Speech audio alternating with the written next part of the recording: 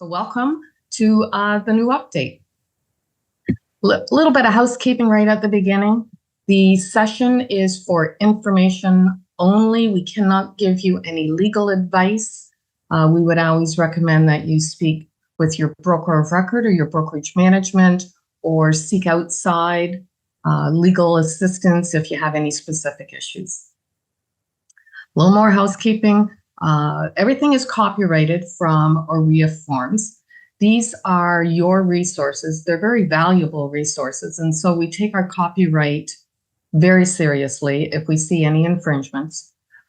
For you to use forms, clauses, for your personal study, to share with your buyer or seller, that's all right. We want you to use those in your interactions with the consumers. What you can't do, though, is post them on a website and use them for purposes. If you put on your own education courses, you would need permission from OREA to use our forms. You can see on the screen we have our third-party providers, and these are the providers that receive the OREA forms and do their magic with them to turn them into the fillable format for you. If you have any problem with a fillable form, you can go on to OREA's website, go to our standard forms page, scroll down, you'll find your third-party provider. Just click right on that third-party provider for their contact information. Want to draw your attention to the licensee at the very bottom here, Lawyer Done Deal. You may, in your trading activity, and especially now that we've got self-represented parties, where you may receive an offer written by a lawyer. Lawyers do have permission to use some OREA forms, and those would only be the ones related to writing a transaction. So an agreement of purchase and sale, a waiver, notice of fulfillment. If you do receive an offer from a lawyer, what you should be looking for is in the bottom left corner of that offer. Should have that lawyer's specific name. You know then that they are an authorized user of OREA forms. It cannot be the lawyer's firm name. It must be the lawyer's individual name. If it's anything outside of that and you would like OREA to follow up on a possible copyright infringement, you can let us know. It's standardforms@ore.ca. One of our obligations under TRESA is to use the most current forms available. That didn't change when TRESA came in. It was also under REBA. To help you identify if you have the most current version of any form, if you take a look at the bottom left corner of each form, you'll see it's a 2024 copyright. But there's also a very important date in the bottom right corner of every form. And that tells you whether it's a new form or whether it was revised and when it was either new or revised. On this particular example, we had a revision for 2024, but then we also had a tweak to the form just this month. So you can see in the bottom right-hand corner, it's not just revised 2024. It's now revised February 2024. So that tells you that if you had one in January, we've made a change to that form. At the end of the session, I'm going to show you where you can go to get all of the details on every single revision made for 2024. So let's head into our agenda today. The first part is we have your back, helping you understand some of your obligations under TRESA. First thing we're going to take a look at is the RECO Information Guide. Your obligations are to use the RECO Information Guide prepared by RECO. This means you may not use a brokerage version of the form instead of the RECO version. A brokerage is always allowed to create their own forms to use complementary to in this case, the RICO mandatory form, but you couldn't replace RICO's form with yours. When the information guide came out, it's 13 pages long. The big question we had was, well, when do I actually have to provide this 13-page document to a consumer? The guide under the regulation says before providing services or before providing assistance to a self-represented party. Your obligation is to not just provide the RICO guide to the consumer, but explain the RICO guide to the consumer. Aisha has put in our chat a link to the RICO guide and the bulletins on RICO regarding just kind of a summary of your obligations relating to the guide. Some of the content is a little overwhelming when you look at the amount of text, but it's really many parts of it that are just part of your day-to-day conversations you're going to have with a buyer and a seller. For instance, our fiduciary obligations. When we have a client, we owe them these obligations. We have to be loyal to them. We have to disclose everything we know, they know. Whether they want to know it or not, we disclose it. Whether it's important to them or not isn't our judgment call. You disclose everything you know, and you let that consumer determine whether what you just disclosed was useful or useless, but you've got the obligation to disclose. Something else you have an obligation on is confidentiality. And that is key when you have a client relationship, that all confidential information you learn during that relationship remains confidential, even after the relationship. And we also have talk about representation agreements. We've got some discussion on understanding multiple representation. So to help you have these conversations with the consumer, you can go on to RICO's website and download some of their bulletins that they've created. For instance, we've got one on the duty of confidentiality. When does multiple representation actually occur? What should they expect in a representation agreement? When RICO revamped their website, I had an awful time trying to find these. So I'm going to give you the hint.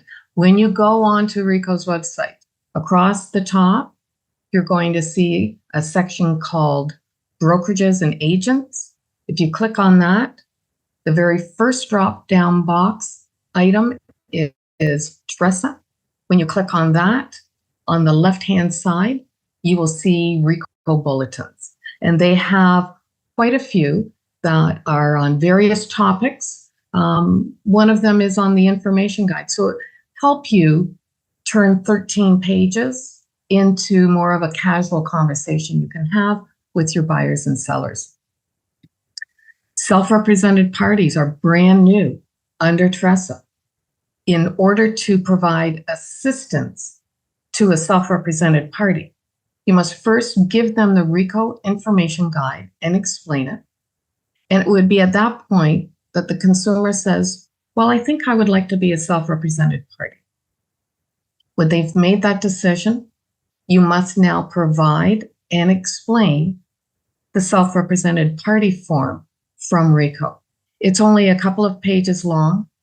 It is easier to explain. It really gives them an overview of what being a self-represented party really means. That self-represented party is someone that is chosen to navigate all the complexities of a real estate transaction on their own without any help or guidance or advice from a brokerage. Self-represented party did not replace customer, which we had under REBA. A self-represented party may only receive assistance from you if you have a client. If you do not have a client, you cannot interact with a self-represented party. By assistance, there's no definition under TRESA on what assistance means, but typically assistance means you're providing information. You cannot give them advice. You cannot give them your opinion. What you're giving them is simply information. So working through the self-represented RECO guide, we outline the risks that they need to be aware of if they chose not to have a realtor assist them or represent them in a transaction. You do not owe them the duty of confidentiality. Anything they say, you disclose to your client. They need to know that you're going to be promoting and protecting your client's best interests. They need to be aware that they're on their own and they're going to navigate what could be a very complex agreement without the expertise or the guidance of a realtor. The guide identifies for that self-represented party that you are very limited in the services that you are, or the assistance that you're providing to them. You cannot give them advice, nor can you let them believe that you should be giving them advice. They need to understand that you must not provide any opinions or advice. And that would be things like how much they should offer on a property, whether they should include a condition in an offer. It could be something as easy as what's a typical deposit on an offer. Those are up to the self-represented party to discover on their own. The signing page of the document summarizes what your interactions can be. There is no requirement for a self-represented party to sign, but best practices will be for you to attempt to obtain their signature. If you cannot get their signature, somehow document the fact that you have on this day, at this time, provided and explained the self-represented party form to the individual.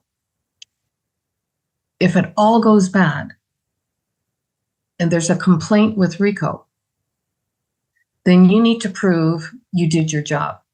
Having them sign is a great way to prove it, but a self-represented party may be hesitant on signing anything. So do what you need to do to document the fact that you've complied with your legislation. So enough about the RECO forms. Let's head into some OREA forms that we've created to help you on your day-to-day trading. In the first one, we're keeping with the theme on self-represented parties. OREA created a form that includes content outside of RECO's information guide and RECO's self-represented party form. We have shown here the form for a seller, but as you can see on the top right, we also have buyer, landlord, tenant, and for the commercial.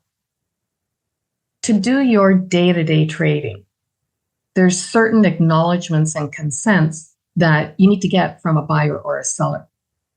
For example, if it's a seller, you want to have that warranty regarding the Family Law Act. If it's a matrimonial home, do we need spousal consent? Electronic Commerce Act, privacy, PIPEDA, and of course, the standard use and distribution of information clause on OREA forms. That allows you to, when this transaction goes together, use the sale price of that property in a CMA. So it would be nice to be able to get the consent of that self-represented party so that you could continue to use the data from that transaction. On the agreement of purchase and sale, there was a change to the notices clause due to the change of terminology.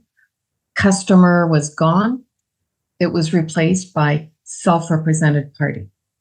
So in the notices section, in bold, it tells you when you are not permitted to receive a notice on behalf of your client. And this now includes a self-represented party. You do not represent them, so you may not receive a notice on their behalf. And as before, if you're operating under multiple representation, you cannot receive a notice on behalf of your client. So by inserting a fax number, if anyone still has faxes, I hope so, but a fax number or an email address, that identifies that when the notice lands in that email box or is faxed to that number, it is deemed that the party has also received that notice. So let's say we've got a condition on financing. Waivers or notice of fulfillment is due at 11 o'clock this morning. If your phone number or if your fax number or your email address is inserted, when you receive that waiver or notice of fulfillment, it's the exact same thing as your seller receiving that waiver or notice of fulfillment. Otherwise, the notice would have to be delivered to the address for service, which is on the signing page of your offer, before 11 o'clock this morning. So you can see where including information for faxing or emailing would be very handy. So it doesn't have to be a brokerage number here. It could be the seller or the buyer themselves. It could be their lawyer. It's a great tool to use when time can be short and you're needing to get that notice delivered and received before the time period expires in your condition. Representation agreements have changed slightly under TRESA. There are 3 types of representation agreements that you can enter into. The most obvious one is going to be a written agreement, and you could use OREA's listing agreement or a buyer representation agreement to document that relationship. What you can also have is an oral representation agreement. And an example of this would be a buyer says, "Can you help me find a house?" And you say, "Absolutely, yes. Let's talk about what you're looking for, and we'll get some appointments booked over the next couple of days." So that was an oral agreement between the buyer and you and your brokerage for you to represent them hunting down for a house. The third one, and it's a little more difficult to understand the instances of when implied representation occurs, because it's not necessarily as obvious as that oral, or definitely not as obvious as a written agreement. Implied representation occurs based on your actions. An example could be you've been invited to do a listing presentation, and part of your listing presentation is to provide a CMA. The CMA requires your skill and judgment to prepare. That seller is going to rely on your skill and judgment. Because you've provided them your opinion and advice and they are relying on that, that is now implied representation. You're preparing a CMA to say, this is what your listing price should be. This could be an anticipated selling price. Here would be your net proceeds from the sale. They're relying on that. And therefore, you've created implied representation.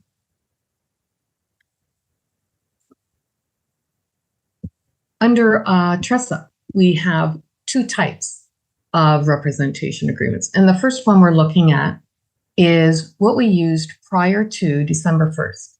And it was the brokerage representation agreement.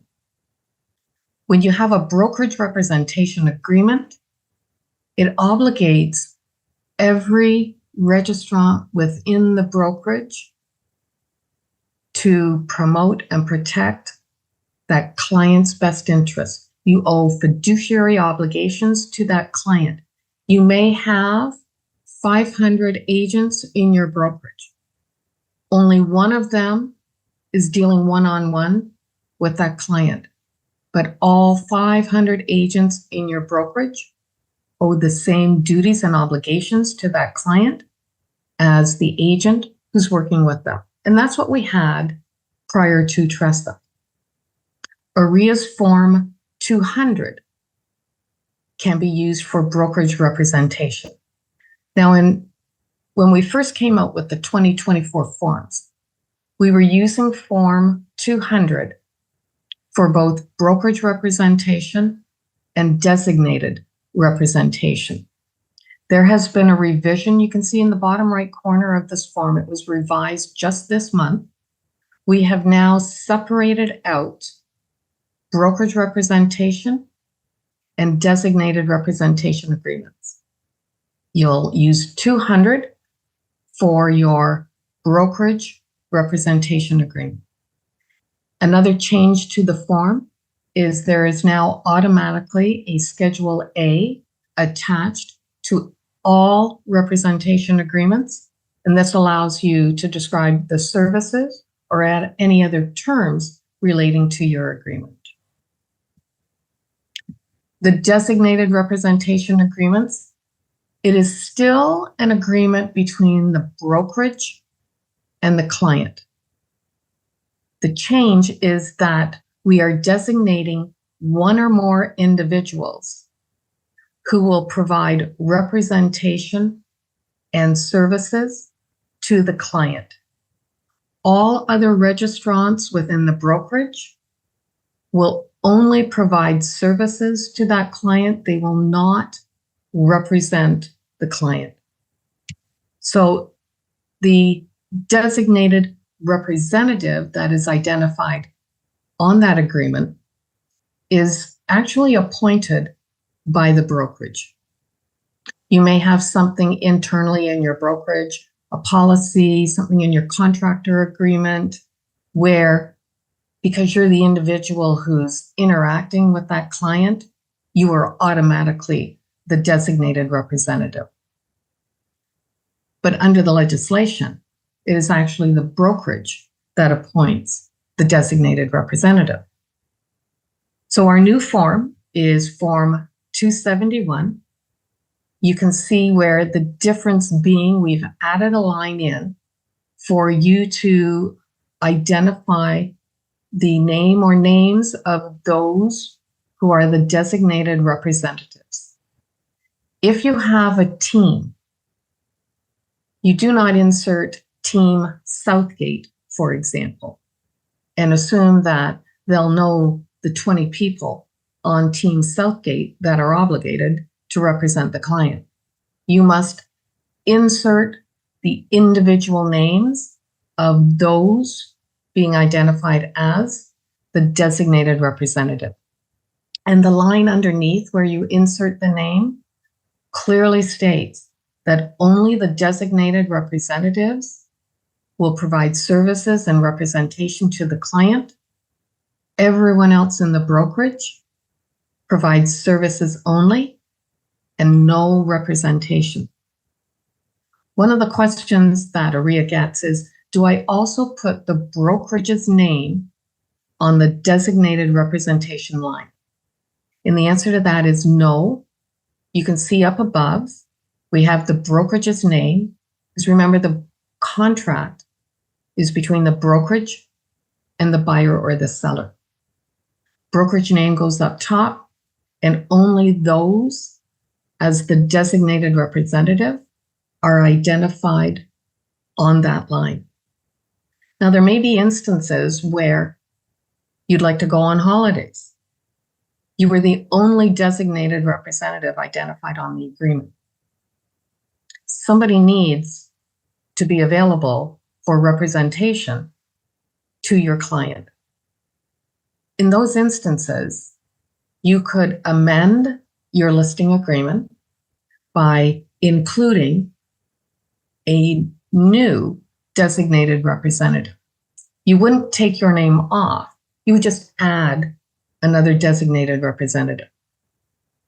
What's key to remember here is if that is just for a short time period and that second designated representative will then take themselves off of that listing agreement, anything learned during that time period of representing the client must remain confidential.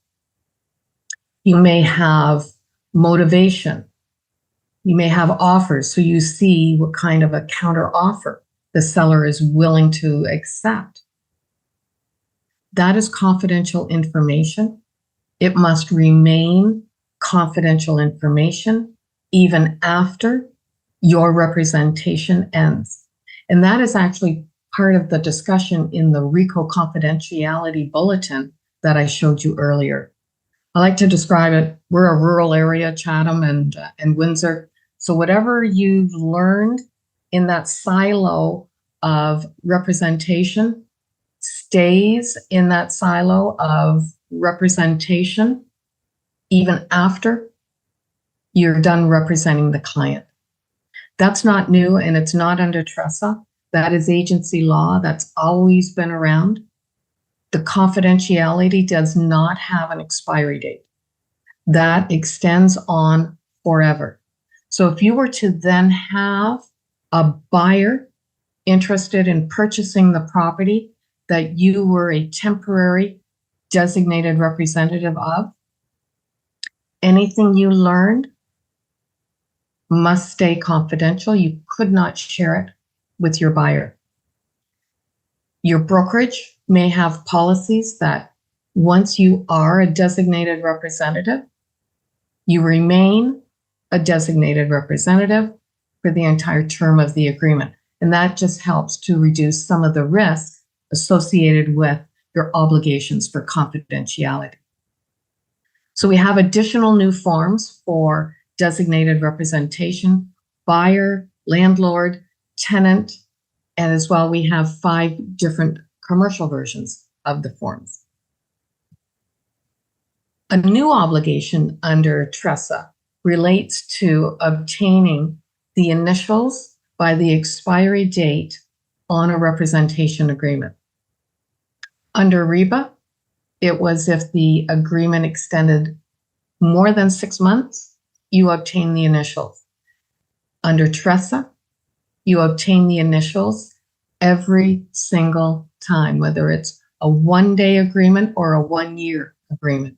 So your obligations are to obtain the initials from your client on every representation agreement. You must also provide them a copy of the agreement immediately after signing. And you're required to provide each individual client with their own copy. If you're at the seller's home and there are 2 sellers, immediately upon signing, you should be handing each seller a copy of their listing agreement. You can't go back to the brokerage and photocopy it or send it later by email. If they are with you when they're signing, immediately upon signing, each party receives a copy. If you do this electronically, it's deemed that the party has retained a copy of the agreement, so you don't have to do any follow-up. That isn't new under TRESA. It's always been that way under REBA. Something that's not new under TRESA, but more heightened under TRESA is the requirement for the brokerage or the designated representative to outline the services that they are going to provide under the representation agreement. That's why we added the automatic Schedule A. We can take these services and split them into 2 different categories. One is the mechanical services. That would be providing staging, photographs, advertising, signage. Those are your mechanical services. The advisory services are counseling on competing offers. What should they do? What should you do on a counteroffer? Giving them advice on pricing, price reductions, explaining their obligations under the documentation. Those are all advisory services. What RECO is looking for on your schedule is more so those advisory services. The mechanical ones are generally covered off by the preset print on OREA's representation agreements. To help you outline your services, you can actually go to RECO's information guide. This is the third page in the guide, but it's page number 2 because of the title cover page. The red arrows are the advisory type of services that you could include on your schedule. It's not the same across all of Ontario. It's not even the same for every brokerage in the Windsor-Essex area. Every brokerage can have their own set of services that they're going to provide. And that's why RECO has given you guidance, and it's why OREA doesn't have a set schedule of services. Every brokerage can have their own business model, and every client, you can tailor your services to them. A change to the representation agreements, 2 new revisions. We've added in the definition for self-represented party assistance, and then also the public marketing, and that relates to CREA's cooperation policy. And also under our marketing clause, we've added the statement at the end that the seller understands that you have obligations to place specific types of listings on the MLS system within 3 days. Your real estate board can have a more stringent rule, and I know there are some boards that have reduced that to 2 days. There are exemptions to this requirement, and that would be commercial properties. If you're working at a builder's site and they have multiple properties, or rental properties. This, however, does not prohibit exclusive listings. On CREA's website, there is a wealth of resource material for you to help you understand the cooperation policy and what your requirements are. This is one example, and they describe what public marketing is. But it's also important to understand what public marketing is not. And they've described that should you want an exclusive listing, then you can market that internally with your brokerage. You can share that information with other brokerages, and that is not deemed public marketing. To have an exclusive listing, you are required to explain the benefits of placing a listing on MLS and then obtain written direction that the seller has directed you for it to remain exclusive. There is a form from CREA to assist you in getting those directions. There was a really good article published by CREA on January 9th discussing exclusive listings. So any more information on this, please reach out to CREA, www.crea.ca. Once you log in, they have the CREA Cafe, and there's a wealth of resource material there to help you navigate through their cooperation policy. So I don't see any questions so far in our chat from what we've talked about. So we'll head into our next agenda item. OREA has your back. We're going to rip apart multiple representation. because that has changed now that we're under TRESA.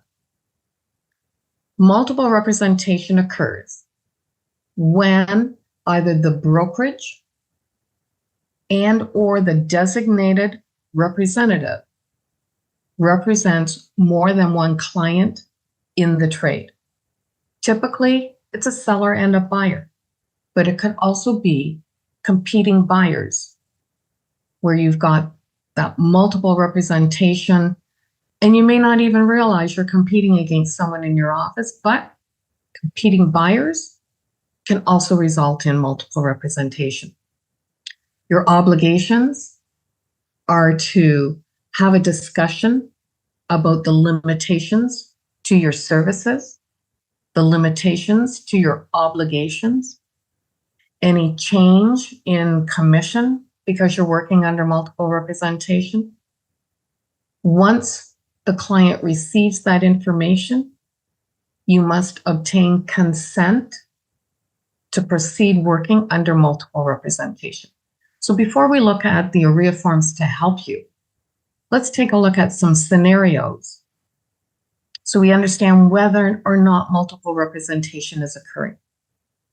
In our first scenario, this is where we have only one brokerage, ABC Realty, involved, and all parties are under a brokerage representation agreement. We have salesperson Singh as the listing salesperson. Salesperson Singh is also a selling representative. They have a buyer also on a brokerage representation agreement. That is multiple representation between the seller and salesperson Singh's buyer, not only because it's brokerage representation and everyone in the brokerage is obligated to represent every client the brokerage has, but because it's also salesperson Singh, the same individual involved. In this scenario, we have competing offers. Broker Jones, under a brokerage representation agreement, has a competing buyer. We have multiple representation happening everywhere in this scenario. It's happening between the seller and each buyer, and it's happening between the two competing buyers. Even if this listing was with a different brokerage, we would have multiple representation between the competing buyers because they are under brokerage representation agreements. As I said, you may not ever know that you're competing against another buyer from your brokerage. RICO has put out bulletins and information on this in the past. They understand that you may never know this multiple representation occurred. Your obligations are, though, that as soon as you are aware, you get consent.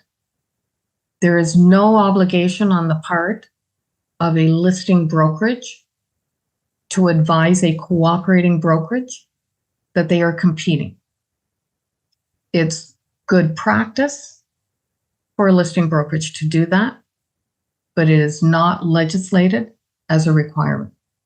So we would hope that a listing brokerage would give the heads up when they have competing offers from the same brokerage. Our second scenario, and you can see by the two red X's, we've reduced the potential for multiple representation because this is now designated representation agreements. It's the same parties here. We still have one brokerage, ABC Realty. We still have salesperson Singh and broker Jones. But now all parties are under designated representation agreements.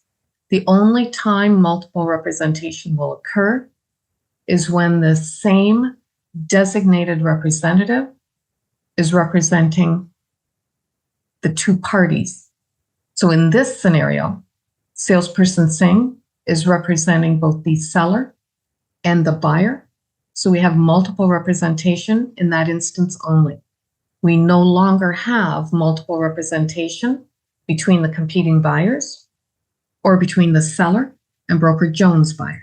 So we've avoided 2 instances, and that was really one of the driving forces behind designated representation being brought into Ontario.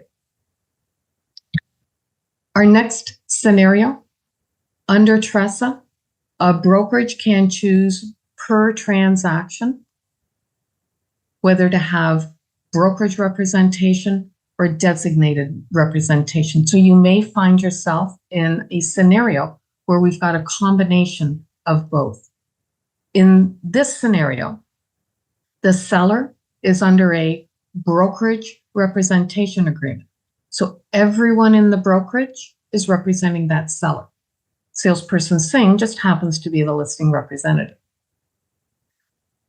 Salesperson Singh has a buyer on a designated representation agreement. Because we have brokerage representation with the seller, we have multiple representation with Salesperson Singh's buyer. But we also have it because it's the same individual. For Broker Jones, we have multiple representation with Broker Jones' buyer because the seller's under the brokerage representation agreement. However, we've eliminated multiple representation between the competing buyers, as each one is on a separate representation agreement with a different designated representative. And then our last scenario, rather than the seller being under a brokerage representation agreement, one of the buyers is. This creates multiple representation between the seller and Salesperson Singh's buyer because 2 reasons. Salesperson Singh's buyer is under brokerage representation, so everybody is representing that buyer, but we have Salesperson Singh as the same individual. We have multiple representation with Broker Jones in the competing buyers only because of that brokerage representation agreement. We've eliminated the multiple representation between the seller and Broker Jones because we have different designated representation. So let's take a look. I'd like you to, in your chat box, we've got, one more before we get there. Scenarios where we do not have multiple representation ever. And that is if you have a self-represented party. The self-represented party is representing themselves. You'll never have multiple representation. You will never have multiple representation when the 2 parties, buyer and seller, are being represented by different brokerages. And the third time, you will not have multiple representation when you have competing buyers under designated representation agreements where the designated representative is different. So in our representation agreements, we've done 2 minor changes. In the top portion, for multiple representation, it now says it will require the written consent. Therefore, OREA has 4 forms created to help you get that consent. And it also states, unless otherwise directed in writing by the seller, and that deals with sharing the substance of offers. So a new form was created, Form 209, for you to obtain the details from the seller on what substance from which offer will be shared. So we've created a couple of new forms because of the change to multiple representation. So now we have our test your knowledge. I would like you to, in the chat box, let me know which of these 4 scenarios is not multiple representation. First option is same designated representative represents more than one competing buyer on a property listed by a different brokerage. Remember, we're looking for what's not multiple rep. Second one, seller is a brokerage representation agreement. A buyer is represented by a designated representative of the same brokerage. Third one, two different designated representatives represent competing buyers on a property listed by the same brokerage, where the seller is also under a brokerage representation agreement. And the last one, seller is represented by a designated representative. The buyer is represented by a different designated representative, both from the same brokerage. So if we could have A, B, C, or D in our chat box, please. See which one you think is not multiple representation. Thank you, Rajinder. Started the ball off. Tanya, thank you. A couple more underway yet. Reina. So far, we've had a unanimous choice here of D. Kathy, yes, jumping in on D. Catherine. All right, looks like everyone likes D. And D is our correct answer. Because you have different designated representatives, no multiple representation. And as I said, that was the driving force behind bringing in designated representation. The timing of your disclosure for multiple representation hasn't changed, but it's a little more focused under TRESA. There was always the requirement under REBA 2002 to disclose and obtain consent for multiple representation. And we typically did that when we were about to write the offer and we pulled out the confirmation of cooperation and representation, got the consent there. Under TRESA, RECO is looking for documenting the consent as soon as the brokerage knows it will be in multiple representation. Your representation agreement does not obtain consent. It gives the party an overview of how multiple representation will impact your relationship and your duties and your obligations, but it does not provide that consent.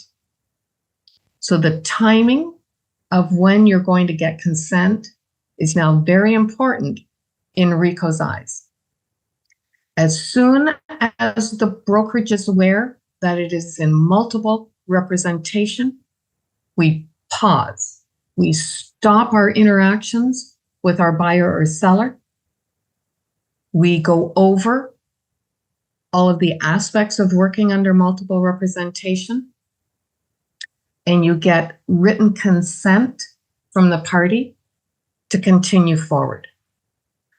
So when is it that a brokerage knows it's in multiple representation? So let's take a look at a couple of scenarios. First one is you're holding an open house. You have a buyer walk through your open house. They say, this looks pretty good, but I'm going to keep looking. I'll let you know. That wouldn't be multiple representation because you're not about to write an offer. You wouldn't need to get consent. Another scenario would be you're showing buyer a property. The property is under a brokerage representation agreement with your brokerage. The buyer is walking through the property. They start placing the furniture. They're saying grandma's antique hutch will be perfect in this corner. They're fixing all the little problems that they see about the property instead of putting that up as a brick wall. No, we can't buy this because of. They're saying, we could do this because of. So you know your likelihood of getting an offer is pretty good. At that point in time, you would stop, have that discussion, get consent to continue forward working under multiple representation. What is new under TRESA is your obligations when you have a prospective client. Before they sign a representation agreement, RECO is looking for you to obtain consent for multiple representation. So let's add a scenario here. The buyer that came through your open house suddenly says, "This is the perfect house. I would like to place an offer on this property with you." So you have not signed the buyer up as a client, but you know the minute you sign them up, you'll be in multiple representation. In this instance, there's still a prospective client, so you would have them consent to multiple representation prior to signing the representation agreement. So let's take a quick look at the forms that we've created to help you obtain the consent for multiple representation. This is done prior to any discussion about an offer. Ideally, it should never occur at the same time as discussing the offer. On the form, you can see there are 3 different scenarios where multiple representation could occur. Your client will initial in only one of those 3 oval circles. The first one is if you have multiple representation because you're operating under brokerage representation with the seller and the buyer. Second one is multiple representation because you have designated representation and the same designated representative is representing both the seller and the buyer. And the third one is where you have that mix of one party is under brokerage representation, the other party is under designated representation. So whatever your scenario is, your buyer or seller would initial in only one of those 3 oval circles. At the bottom portion of the form is where you're now getting consent to proceed working under multiple representation. So you're going to, at the end of the day, get 2 initials, one beside the applicable scenario where they are acknowledging multiple representation. The second one where they are consenting to multiple representation. And then you would also obtain their signature on the bottom of the form. We have 4 different versions of these forms. Whether you're working residential or commercial, you would use the same form. So we have seller, buyer, and those were the only 2 that first came out. New was we brought out landlord and tenant versions. So that was before you're ready to write an offer. You still need to obtain consent at the time of an offer. So the confirmation of cooperation and representation is still around. I hope everyone loves the streamlined, user-friendly version that OREA brought out. When we first brought the form out, we were trying to cover off all the different scenarios of multiple representation. And then with member feedback and taking another look, we went, well, we just finished describing those scenarios when we obtained consent earlier. We don't need to repeat those scenarios. So we've reduced the content down to 1 page and we have a signing page. This form is used to confirm previously agreed upon representation and commission. It's confirming what's already been agreed to under separate agreements.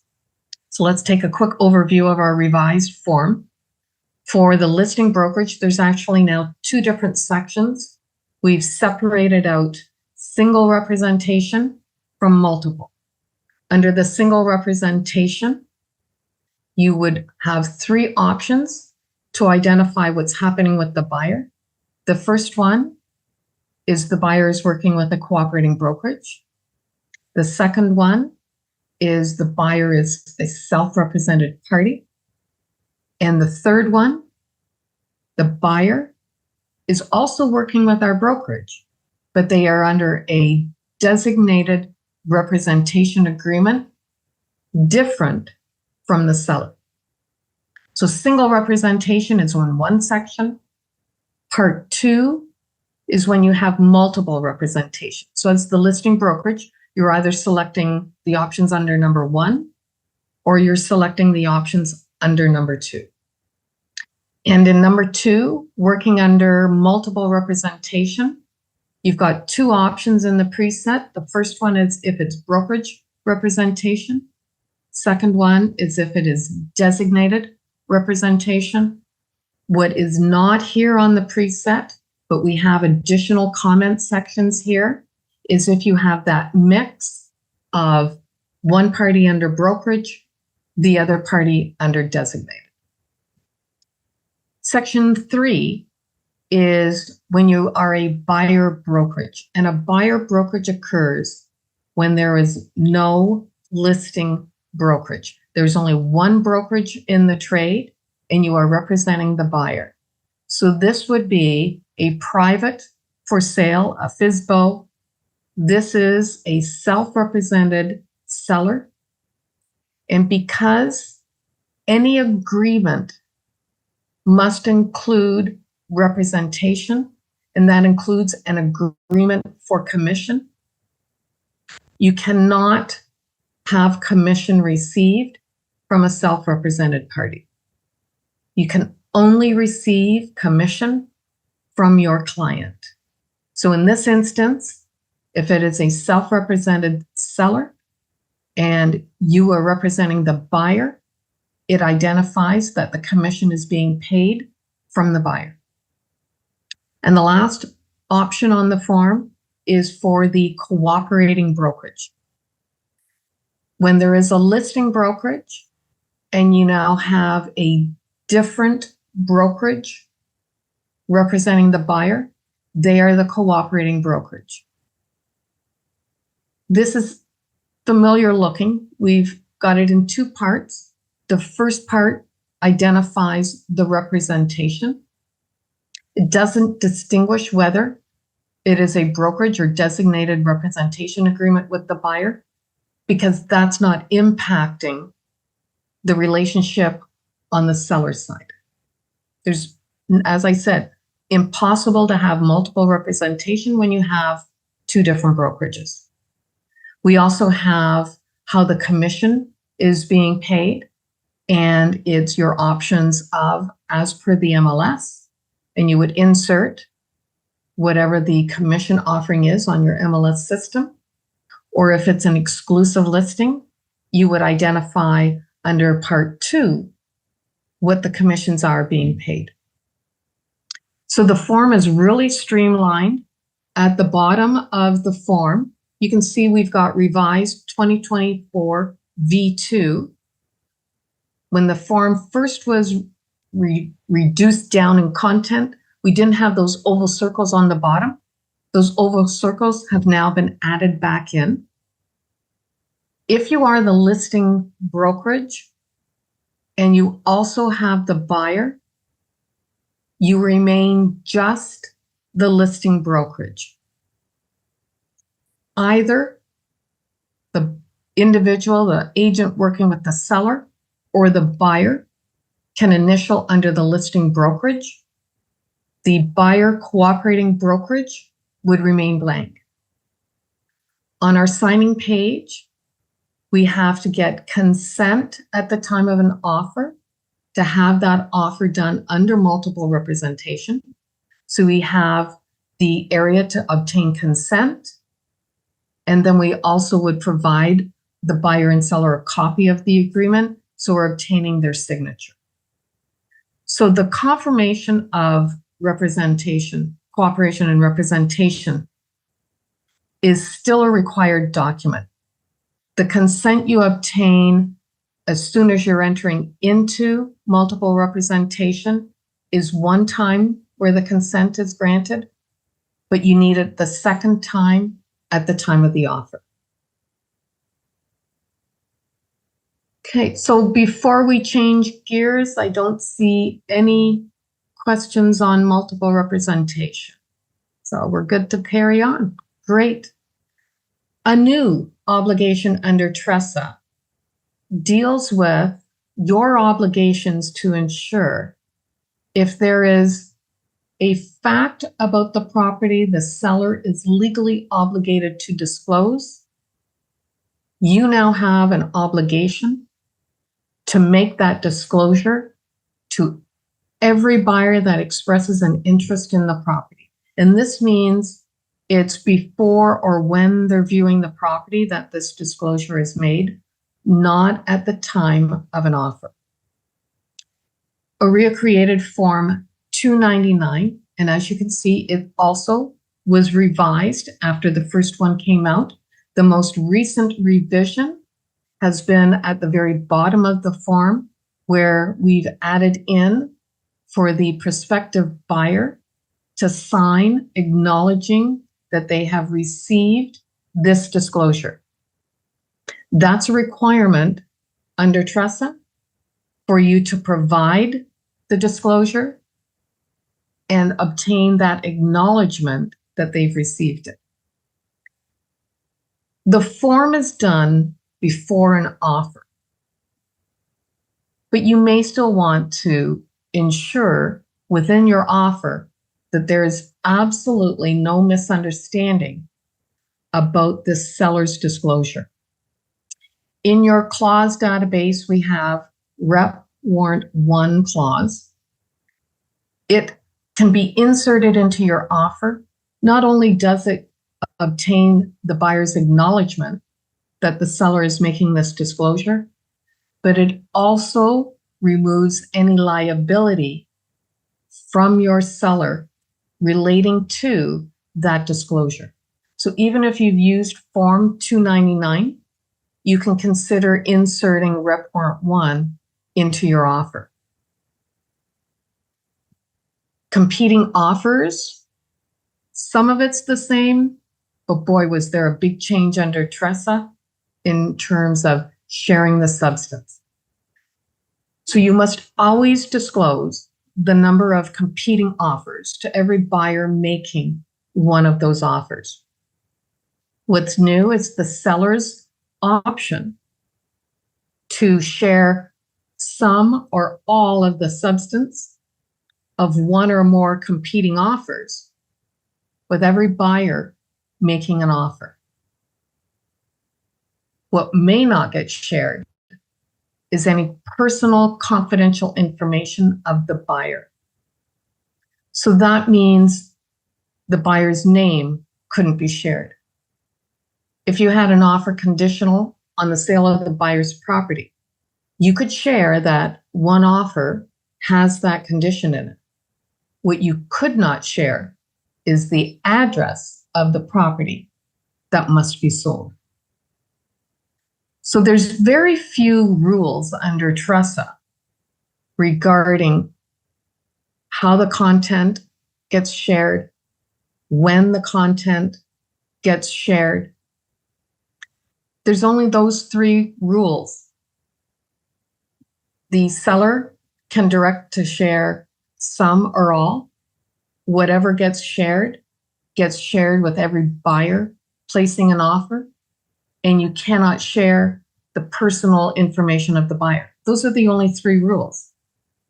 So Form 209 was created to help you clearly obtain the written instructions from your seller on what is to be disclosed. The document was intended to be an internal brokerage document. It was not intended to be used for you to then share this information with the competing buyers. There's a lot of white space on it that allows you to clearly indicate what information from what offer is being shared.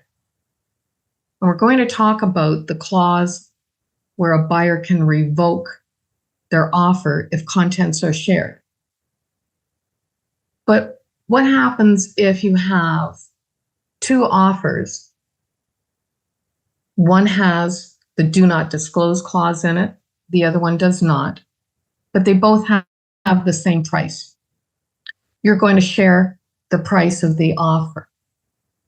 You want to use this form so that you clearly indicate that the price that is being shared is from the offer that does not have the do not disclose clause in it. So there's lots of room to ensure that there is no misunderstanding between the seller and you as to what information is being disclosed. To help you communicate with your other brokerages, we've revised Form 652. We've added a checkbox where if the seller has decided to share the substance of offer, if you're using this form to advise them of the number of competing offers, you can also at the same time advise them that the seller has decided to share the content of competing offers. But remember, there is absolutely no legislative requirement for communicating this in advance to the competing buyers. The seller can change their mind at any given point in time. So that puts a lot of considerations on the part of the buyer. So OREA looked and thought, we need to come up with a clause that a buyer can use when the buyer does not want the content of their offer shared. This clause was recently revised. It's the red underlined section that was the most recent revision. This clause now requires a buyer to provide a written notice to the seller in order for that offer to be revoked. When the clause first came out, it was an automatic revoke if the content was shared. Upon further investigation, wasn't the best way to handle that situation. So we've now created Form 108 called Notice of Revocation. It is specific to this clause where the buyer has the right to revoke their offer. So if in fact your buyer's offer had the do not disclose clause in it, the seller has disclosed substance of their offer, for that buyer to revoke their offer will now require that notice to be given to the seller. So we've created this new form for you to use, Form 108. If your third-party provider, and I've shown you a couple of new forms and revised forms for 2024, and some of them were just within the past week or 10 days. If your third-party provider does not have these yet in the fillable format, these are available on OREA.com under the standard forms landing page. So at the end of the session, I'm going to show you how you can get to those. But anything that you're seeing in our session today, if it's not available in your third-party fillable format, it is available on our website. Another new clause that was created in February, it's a covenant, which means a promise from the seller not to disclose the content of an offer, either prior to acceptance or after acceptance during the conditional time period. So this could be used when there are no competing offers. And the reason behind this is, we'll give you a scenario. Say you've got a seller who's accepted an offer, conditional on the sale of the buyer's property. So you've got an escape clause in that offer. you now have buyer number 2 coming in with an offer. Buyer number 2's offer would be conditional on the first offer becoming null and void. If the very first buyer's offer contained this clause, this would prohibit the seller from saying to buyer number 2, I already have an accepted offer of $1 million. For me to even consider your offer, it better have at least $1 million offer price on it. So this prohibits the seller from sharing any information from that accepted offer before acceptance and after acceptance up until all the time, all conditions have been waived or fulfilled. So during the entire conditional time period, this would prohibit the seller from sharing any of the contents of an offer that they have accepted. So it's a new clause. It can go in whether you're competing or not competing. If you've got conditions, and especially if you've got lengthy conditions, you may want to consider getting that promise from the seller not to share the substance of that accepted offer. 2 forms that we have completely redesigned. These are the checklists, so you can see what forms are available. And we decided, because we do often get a question, well, what form do I use when I'm doing this? So we've recategorized both of the seller and the buyer forms into trading activity categories. So on the seller one, when you're about to take a listing, here's some forms that you consider. With a buyer, when you're about to show property, here's some forms that you can consider. Because of all the new forms that came out with the changes to TRESA, this is a really good checklist for you to have so that you can identify potentially what form you might want to consider during the different trading activities. So we hope you enjoy the revised format. We think it's something that is a lot more user-friendly for you. So I have no chat questions yet, so we'll carry on with our session. The next area, some unique situations where OREA has your back with some additional forms and clauses. Under TRESA, one of the new requirements is in a representation agreement. If for any reason there would be the ability to terminate the contract, you must have a termination clause in that agreement. You do not have to have a termination clause. But if the brokerage is going to allow for termination of an agreement under specific situations, that has to be detailed in your representation agreement. So we've created 6 new clauses. Don't be overwhelmed.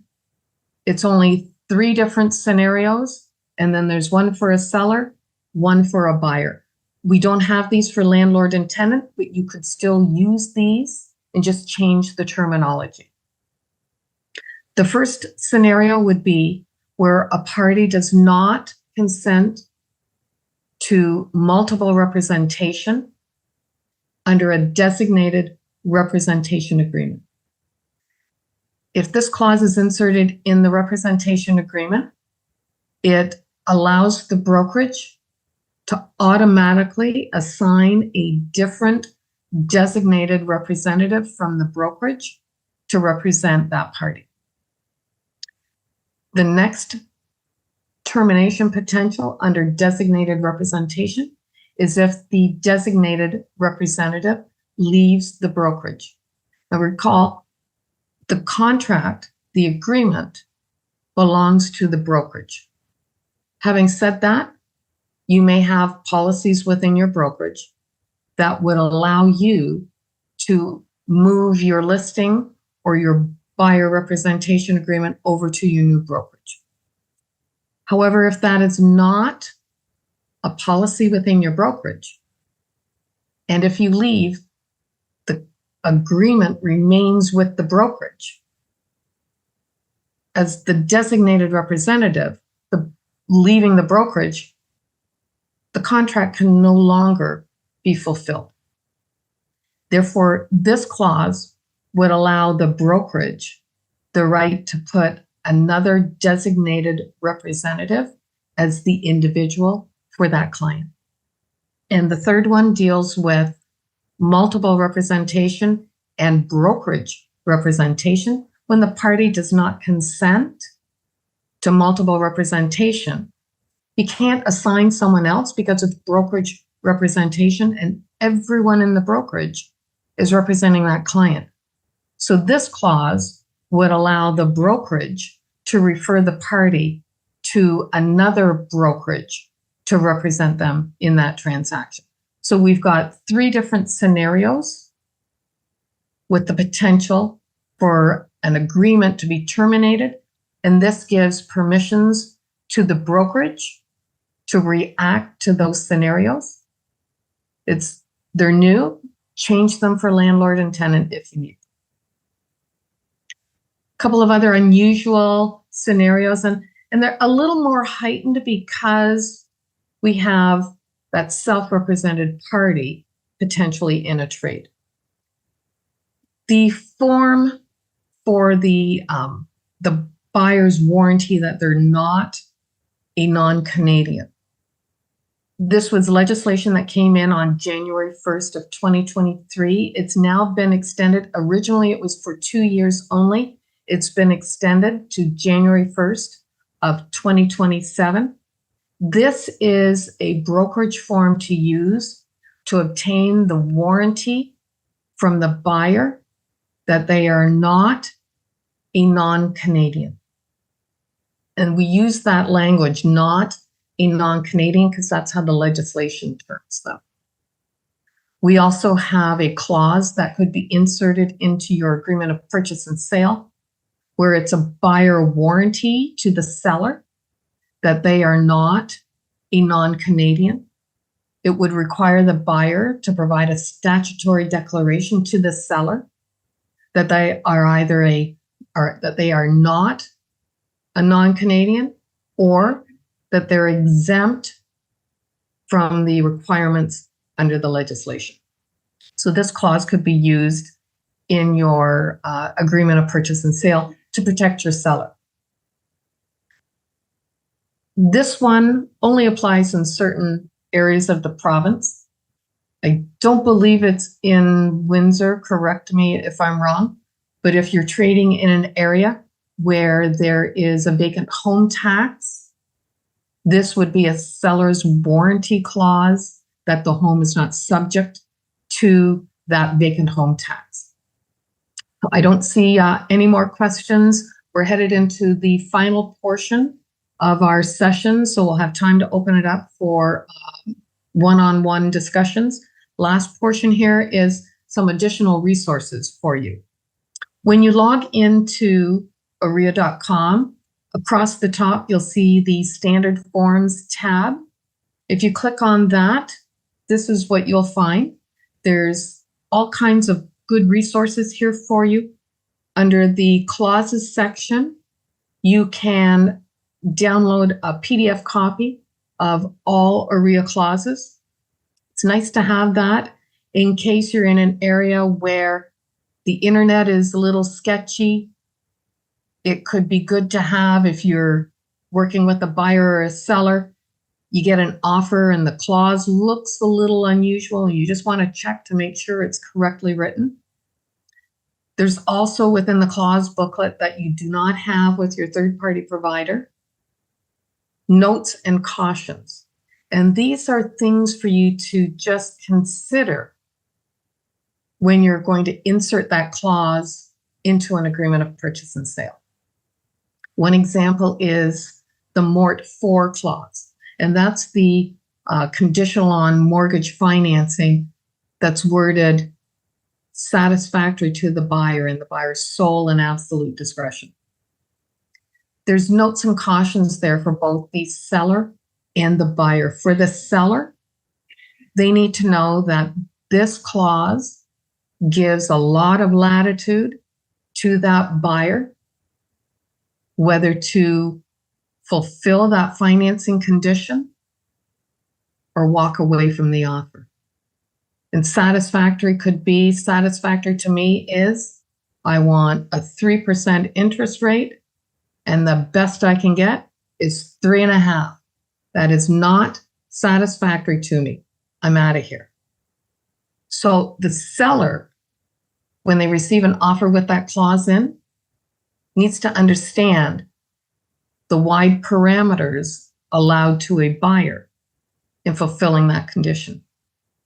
On the buyer's side, they need to know that this is not the get out of the offer anytime I want clause. They must still put in a good faith effort to be approved for their financing. So those notes and cautions are there to help you have that discussion with your buyer and seller prior to including a clause on your offer. The Forms Explained tab, yes, we are working on those for the 2024 forms. We didn't want to venture into them until we had the new and the revised forms all set. I think we're pretty much set for any new or revised forms coming out. Lou Radomski, our legal counsel, is working hard on getting the Forms Explained versions ready for you. If you go over to the Forms Communication tab, I'm going to show you what you can find on there. Our annual summary of revisions, and you can see where it was updated on February 21st.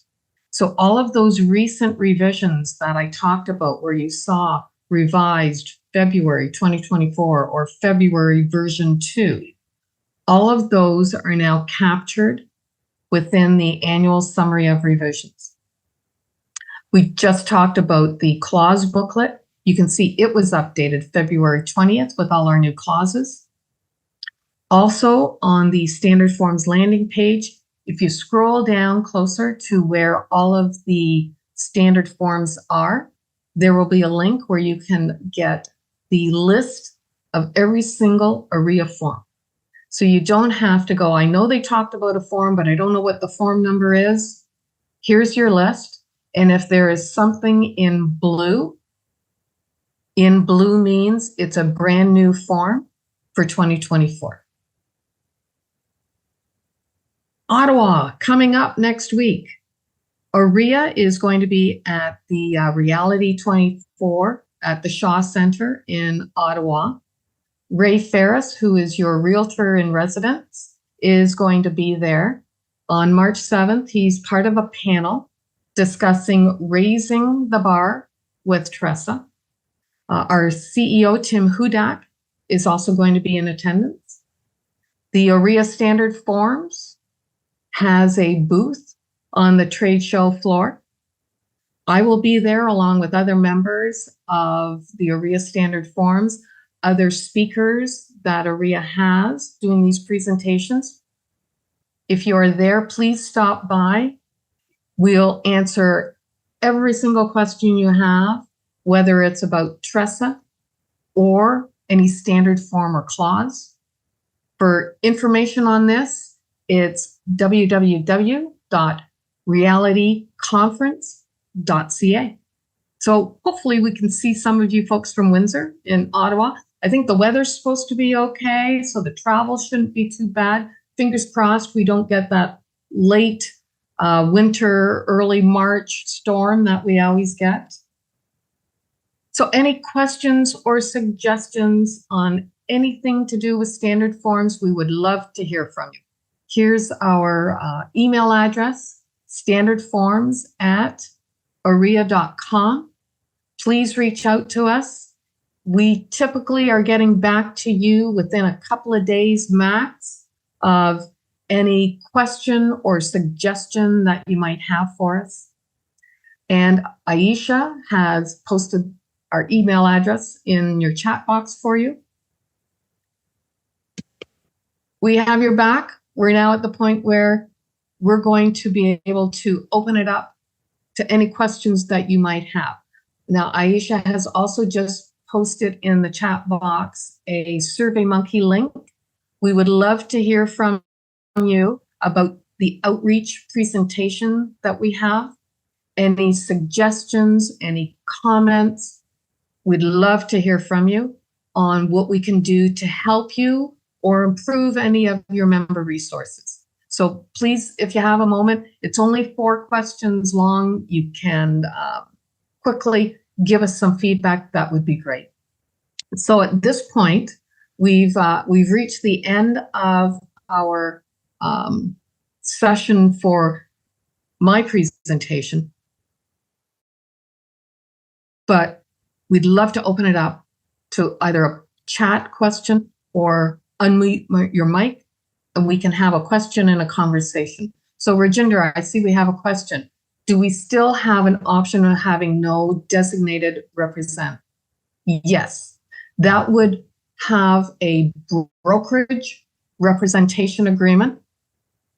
It would be exactly what you were working under prior to December 1st, where it's going to be for a listing Form 200, for a buyer Form 300. You can still have brokerage representation, but check with your brokerage. There may be policies regarding whether it's brokerage representation or designated representation. Catherine, I'm not quite understanding. WWEF have questions. Not quite understanding what your question is, Catherine, if you want to either expand it or open up your mic.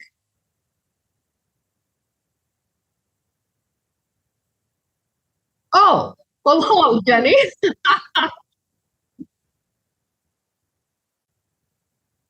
Oh, great.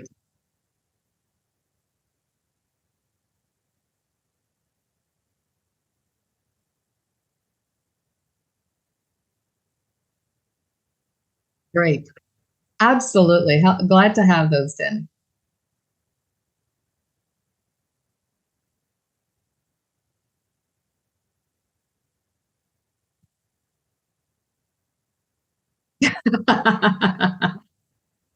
Fess up.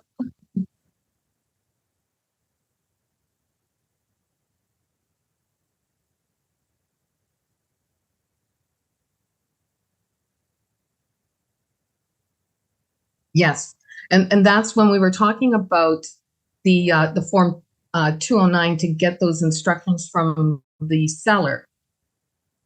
All that white space.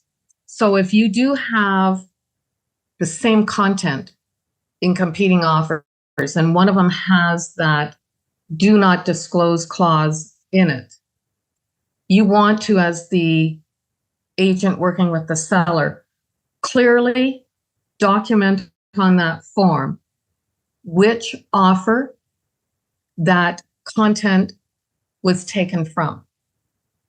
And you may want to, even as the listing agent, reach out to the agent representing that buyer with the do not disclose clause in it, saying, we are disclosing this, but it was not from your offer. It was from another competing offer.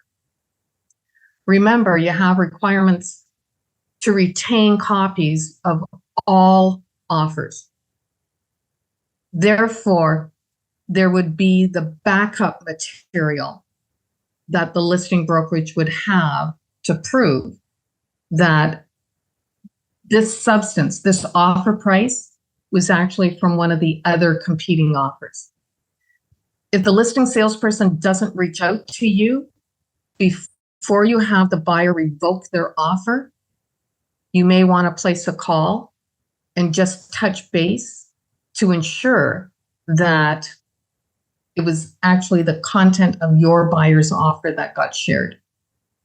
So you want to make sure before you pull the gun on it that you've eliminated any potential that it was another offer. I've got a question on the chat, and then I'll come back to you, Denny, if that's good. All right, I'll be back to you in 1 second. So from Rajinder, if I am writing an offer, how do I know the competing buyer agent is designated agent or not? So now we're talking about how do I know if I'm in multiple representation within a brokerage because we've got competing buyers. You may not know. A brokerage could easily, with sellers, have some kind of documentation in the brokerage identifying whether it's under a brokerage representation agreement or a designated representation agreement. A lot more difficult when you're working with buyers. And as I said, you may not even know you're competing. So if you know you're competing with someone else from your brokerage, then reach out to that other agent and ask, are you under a brokerage or a designated representation agreement? I'm under designated, so I'm just checking to make sure we're not in multiple representation. So it just slow down, pause, and ask a question or two, Rajinder, before you start proceeding. But as I said, Rico says, we understand you may never know that you were competing against someone from your brokerage. When you find out, if you find out, that's when you get the consent. If you've never found out, then they're not going to penalize you because you didn't get that consent. So hopefully that answered for you, Rajinder. I'm back to you, Denny. Wonderful looking group in Windsor. Okay. Excellent. Now we know. Great. It's nice when a brokerage can make that policy because it really cleans things up and gets rid of those muddy waters.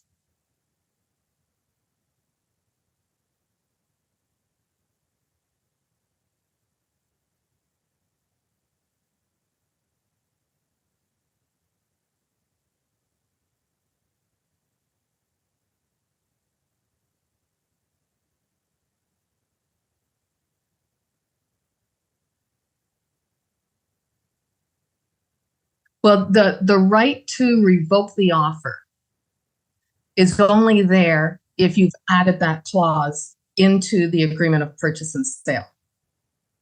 And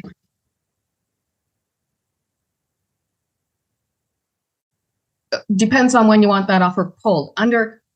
Let's not talk about the competing offer scenario then and the do not disclose clause. Let's just go back to contract law.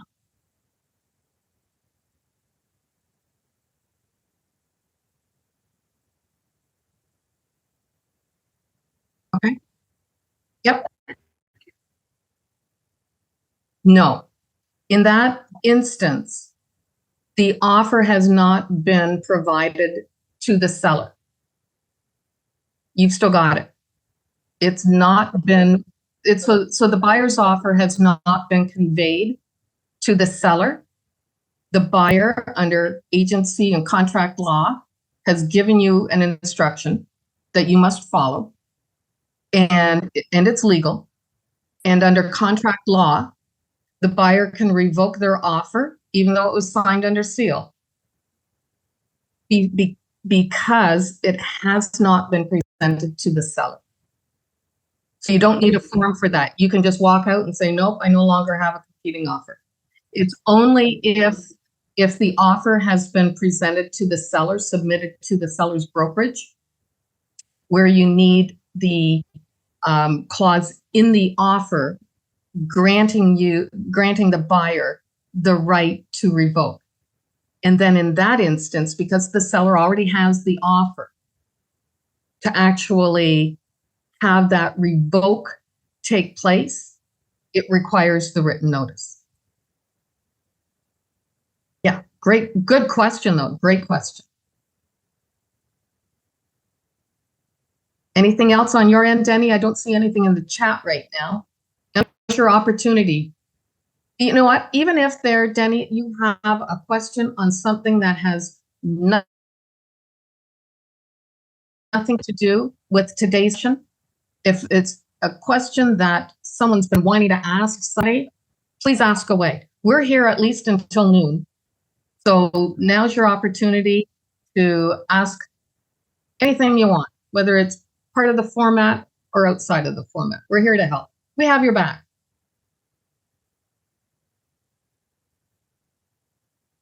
Great. Hi, Aldo.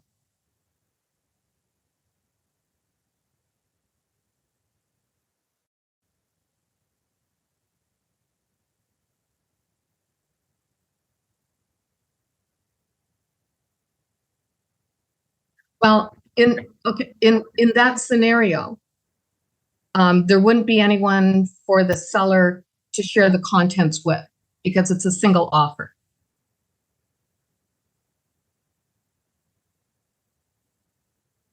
But they wouldn't be able to revoke it because the content wasn't shared, because there's no other parties to share the content with.